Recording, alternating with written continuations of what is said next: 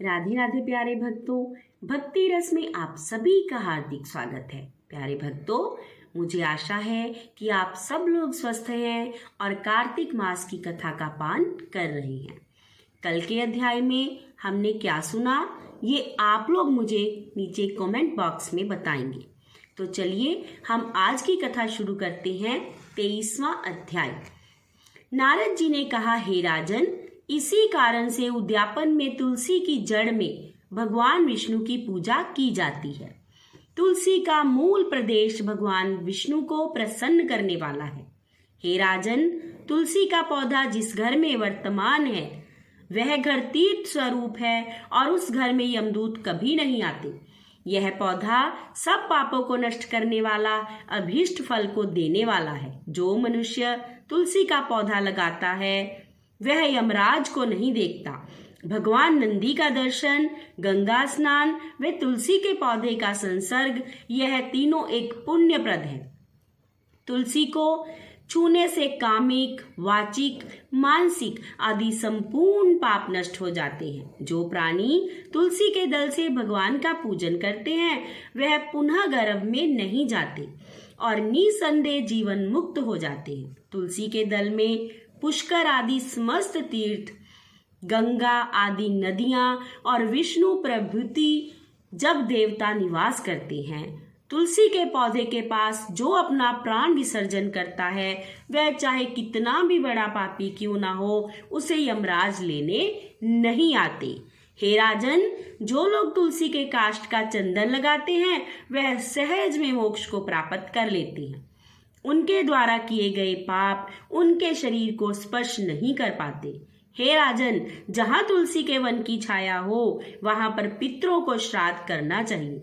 वहां पर पितरों के निमित्त दान दिया जाना चाहिए और दिया हुआ दान हमेशा अक्षय फल देता है।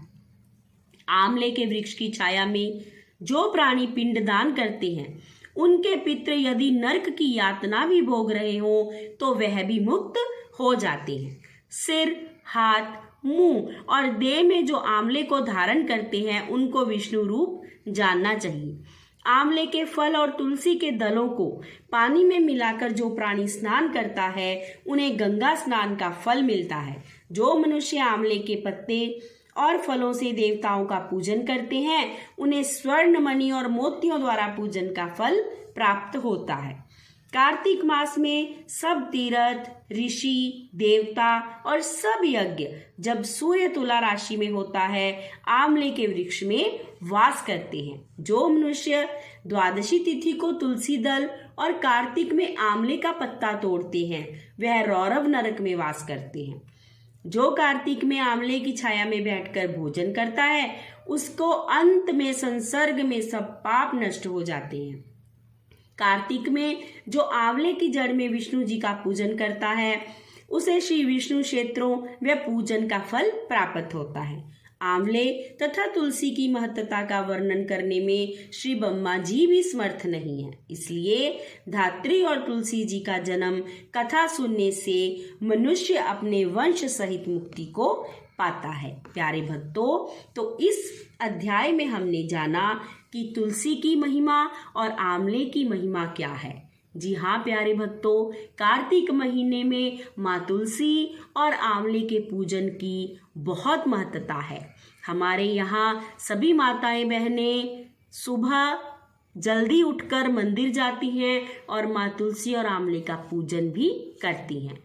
तो प्यारे भक्तों, आशा है आप लोग भी कार्तिक स्नान कर, कथा का पान कर, आंवले और माँ तुलसी के पूजन करेंगे और वहाँ दीप जलाएंगे।